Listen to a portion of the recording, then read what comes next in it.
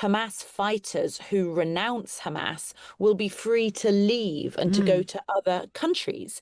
So that suggests that something has been worked out with Egypt, with Jordan. That's something that I think would be very difficult again for Netanyahu to agree to, but he has. But he has. Joined by the US reporter Harriet Alexander. Harriet, good evening to you. Hi, Kate. So we've been watching with interest whether, it's all bets on really about whether this will be a significant day in terms of achieving not just peace in Gaza, but also throughout the Middle East as well. We've heard some pretty significant things from Donald Trump and the Israeli Prime Minister Benjamin Netanyahu. Let's run through the detail and then we'll pick some bits out. So Donald Trump says it's time for Hamas to accept a proposed peace plan which will see an independent body run a Palestinian state without any control from Hamas or the Palestinian Authority. And this, of course, would be in Gaza. Trump, in a joint press conference with Netanyahu, named this new council as the Board of Peace. To ensure the success of this effort, my plan calls for the creation of a new international oversight body, the Board of Peace, we call it, the Board of Peace, sort of a beautiful name, the Board of Peace, which will be headed, not at my request, believe me, I'm very busy, but we have to make sure this works. The leaders of the Arab world and Israel and everybody involved asked me to do this, so it would be headed by a gentleman known as President Donald J. Trump of the United States. That's what I want, is some extra work to do, but it's so important that I'm willing to do it. Yeah, and on that board, the former UK Prime Minister Tony Blair. We'll talk about that in a minute. Netanyahu has agreed in theory to the terms presented to him by Donald Trump, saying this peace plan has the potential to complete all of Israel's war objectives. Now, if this international body succeeds, we will have permanently ended the war. Israel will conduct further withdrawals linked to the extent of disarmament and demilitarization, but will remain in the security perimeter for the foreseeable future. I think we should understand that we're giving everybody a chance to have this done peacefully, something that will achieve all our war objectives without any further bloodshed.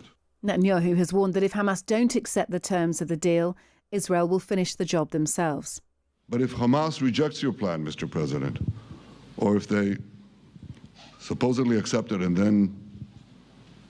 then basically do everything to counter it, then Israel will finish the job by itself.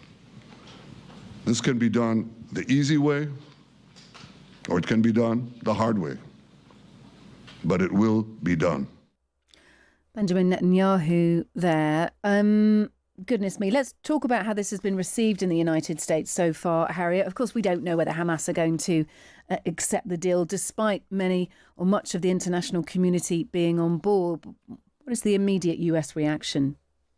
Well, I think it's important to give the context to this, which is that the US general public is losing patience with the Netanyahu government for the way that events are unfolding in Gaza. Support among the Americans for the Gaza war is now at very low levels. It's dropped down to around 30%, whereas, of course, in the immediate aftermath of the October 7th attacks, it was sky high. Americans were very, very supportive of Israel.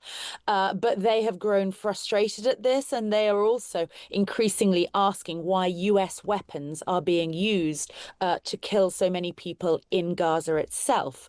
So I think this agreement is a reflection of that. It's the fact that Americans want this to be over. They are tired of seeing the suffering in Gaza. They feel that it needs to come to an end. But of course, as you said, the huge question remains as to whether Hamas will actually accept this.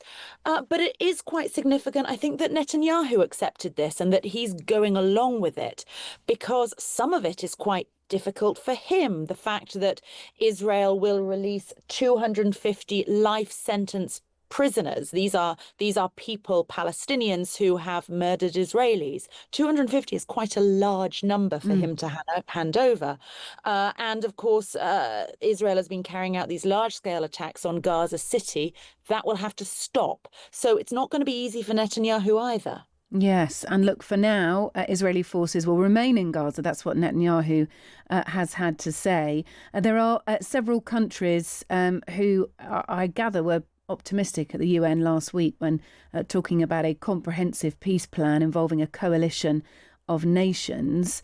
Those nations being the likes of Egypt, Saudi Arabia, the UAE, Jordan, Turkey, Indonesia, Pakistan, all would be sort of part of this plan. All those world leaders, all those countries effectively coming together to endorse this deal. And that is significant too, isn't it? That they've got regional buy-in, basically, Harriet.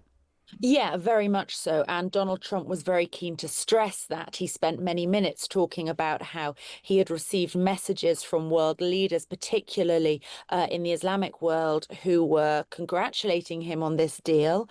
He referenced the King of Jordan. He talked about the leaders of Indonesia, of course, and the Gulf nations as well, saying that they were all very much on board. A part that I thought was very interesting is this idea that Hamas fighters who renounce Hamas will be free to leave and to go to other countries.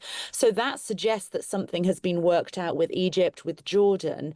That's something that I think would be very difficult again for Netanyahu to agree to, but he has. But he has. And this, you know, Donald Trump saying that he thinks, well, I can get his exact quote here, I wrote earlier, that he thinks Hamas will want to get this done too, he said, when asked about or when addressing whether Hamas are on board. So you're right, Harriet, the detail on that. Members of Hamas, the terror group who pledged to live peacefully, would be granted amnesty once all the hostages, the Israeli hostages, are returned, and those who wish to leave Gaza would be allowed to do so and provided safe passage. That is pretty incredible. If the reporting on this is correct, that it would simply be a pledge from Hamas members to live peacefully. That is significant, isn't it? And some will say not enough. Donald Trump then said if the terror group rejects the plan, Israel would have his full backing to finish the job of destroying the threat of Hamas. So that was significant. Should we talk about the wider plan, the governance plan for Gaza, because that involves our former Prime Minister Tony Blair? Yes, absolutely. So Donald Trump talked quite a lot about this Board of Peace, as he terms it, which he will, of course, head. Tony Blair will be playing a significant role on that. Trump said everybody wants to be on it now, and he's going to announce the names of other people who will be on this Board of Peace in the coming days and weeks, he said. This is going to be some strategy for which Gaza will be governed. There will be no role for Hamas under this plan. I mean, essentially, this document is asking Hamas to surrender. It's hopeful, the idea that Hamas wants what is best for the Gazan people, because it will have the resumption of aid, it will have the demilitarization of Israeli forces withdrawing and stopping their bombardments of the Gaza Strip. But it's difficult for Hamas to swallow, isn't it? This idea that they will not be involved in any way, shape or form in ruling Gaza going ahead. Look, Harriet, thank you so much for being with us, reacting straight off the back of that news conference between Donald Trump and Benjamin Netanyahu with a peace plan, a wider peace plan for the Middle East, but ultimately it would see peace in Gaza first and foremost, agreed by Israel, TBC on Hamas. But it is significant information today. Harriet Alexander, US reporter, thank you for being with us.